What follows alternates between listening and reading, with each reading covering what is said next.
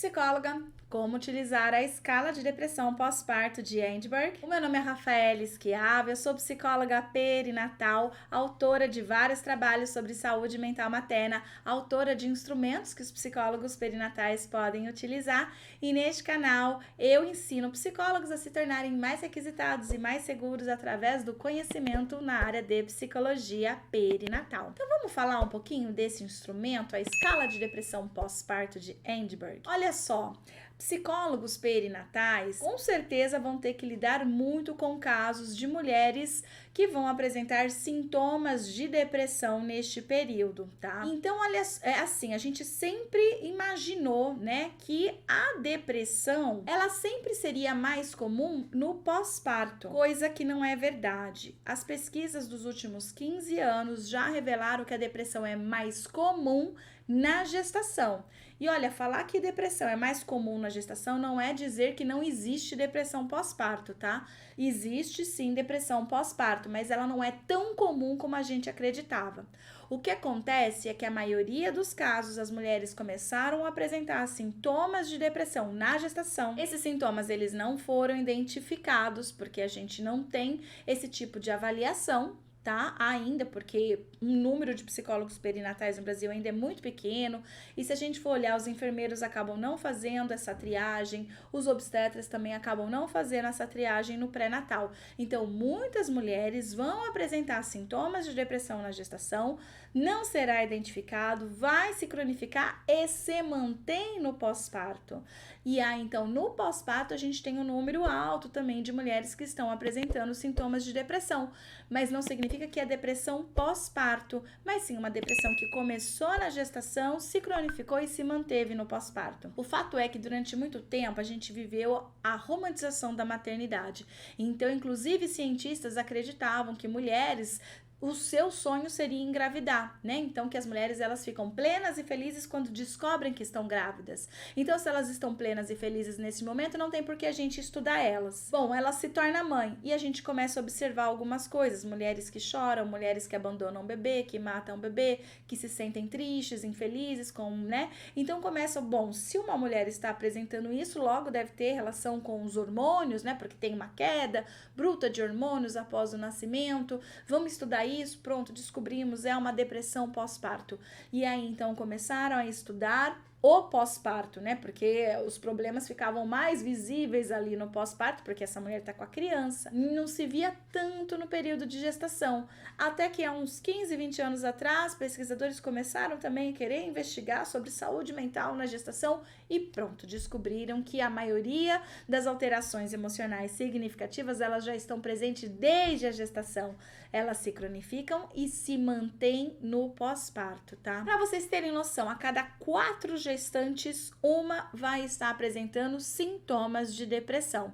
E a cada 5 mulheres no pós-parto, uma vai estar apresentando sintomas de depressão neste período. Então, assim, deu para ver que o número é alto, né? Não é baixo, não. Às vezes a gente acredita assim, depressão pós-parto é algo longe, algo que, né, não acontece muito. Não, acontece muito. É comum, é frequente. 25%, né, das mulheres, então, vão precisar de uma intervenção de um profissional da saúde mental aí neste período perinatal. E existe um instrumento que nós podemos utilizar para fazer uma triagem, um rastreio. Ele não é um instrumento de diagnóstico, ou seja, ele não vai diagnosticar depressão pós-parto, por exemplo, tá? Mas ele vai fazer uma triagem, a gente vai poder dizer, olha, essa pessoa está com sintomas de depressão pós-parto. Então, se ela está com sintomas, agora a gente precisa fazer um diagnóstico para ver se ela está, de repente, com um transtorno de depressão,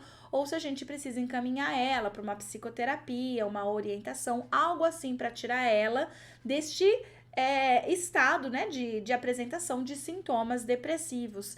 E existe um instrumento que é utilizado a nível mundial. O mundo inteiro utiliza esse instrumento. Ele não é privativo do psicólogo, inclusive não foi elaborado, inventado por um psicólogo. Na realidade, no Brasil, nosso Conselho Federal de Psicologia, por não ter recebido esse material para avaliação, então ele não entra dentro da lista da SATEPS como um dos instrumentos que é aprovado para uso do psicólogo, tá? Eles têm até ciência ciência que existe esse instrumento, mas como ninguém enviou para eles, né, fazer essa avaliação, se é aprovado ou não, então hoje no Brasil a gente tem esse instrumento muito utilizado por enfermeiros, médicos e inclusive psicólogos. Mas se você é psicólogo, se você é psicóloga, você não pode utilizar esse instrumento como uma forma única de dar um diagnóstico de depressão pós-parto, tá? Ele é um instrumento de rastreio que vai poder te dar um norteador. Olha, essa pessoa está ou não com sintomas de depressão. Aqui no Brasil, a escala de depressão pós-parto de Edinburgh pode ser utilizado também na gestação, apesar do nome ser chamado pós-parto, né? Escala de depressão pós-parto. É que quando ela foi elaborada lá na década de 70, o pessoal acreditava piamente que a depressão era pós-parto. E de um tempo para cá que a gente descobriu então que ela começa desde a gestação. Quando a gente descobriu isso, teóricos aqui do Brasil mesmo começaram a utilizar essa escala também em gestantes para ver se ela também tinha validade em gestantes. E sim, descobriram que tem validade também em gestantes. Então hoje a gente acaba inclusive falando depressão perinatal e não mais depressão pós-parto. Porque quando eu falo depressão perinatal, eu estou falando que é uma depressão, né, de gestação e pós-parto, tá bom? Então aí a gente pode sim utilizar essa escala também, não só em mulheres no pós-parto, mas como em mulheres também na gestação, principalmente para poder já identificar quais são aquelas que têm maiores chances de risco e já encaminhar para os profissionais que é necessário encaminhar para já prevenir o agravo desses sintomas no pós-parto, tá? Então vale muito a pena a gente conhecer esse instrumento. A gente vai conseguir de forma fácil, tá? Pela internet, é só você digitar, né? No próprio Google, escala de depressão pós-parto de Edinburgh. Você consegue, às vezes, ela fica anexada a teses, a dissertações de pessoas que utilizaram essa escala. Então, ali você consegue ter acesso a todas as 10 perguntas desse instrumento. Então, são 10 perguntas e, dependendo da resposta que você dá, vai valer de 0 até 3 pontos. Então, dependendo... Tem a pergunta, a resposta, se a pessoa circular o 0, é 0 pontos. Circular 1 é 1 ponto, 2, 2 pontos ou 3, 3 pontos, tá? Então, vai de 0 a 3, são 10 questões, então vai de 0 a 30 essa escala. Quando a mulher faz pontuações acima de 10 pontos, ou seja, 11 ou mais, é sinal que essa mulher está apresentando sintomas de depressão perinatal, tá? Dependendo de como você tá usando, se é na gestação ou no pós-parto. E se a mulher está apresentando, então, sintomas de depressão, é importante saber o que fazer com ela depois. Ela vai precisar de um encaminhamento, talvez para um psiquiatra, talvez para a psicoterapia, tá? Então, tudo vai depender. O profissional, ele precisa ter conhecimento mínimo em psicologia perinatal para poder utilizar esse instrumento quando se trata de psicólogos, tá? Porque quando se trata de enfermeiros, eles aplicam o instrumento e já encaminham para um outro profissional. Geralmente, eles vão mandar para um psiquiatra ou vão mandar para um psicólogo. Agora, quando esse instrumento cai na mão do psicólogo, tá? Ele precisa saber, no mínimo, questões de psicologia perinatal para ali mesmo, após aplicar esse instrumento e corrigir na sua interpretação, já saber que caminho dar, que orientações fornecer para essa cliente. Ok?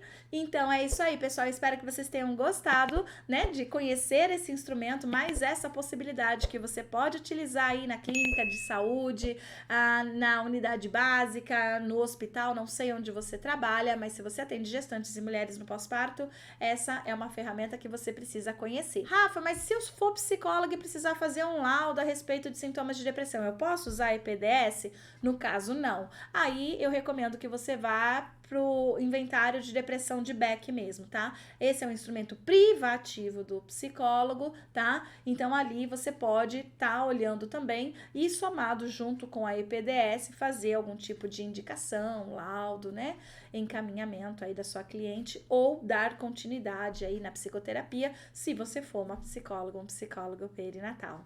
Deixa aqui os seus comentários, o que você aprendeu com esse vídeo de hoje, o que você teve de insight. Tô ansiosa para saber. Um abraço, até o próximo vídeo. Tchau, tchau.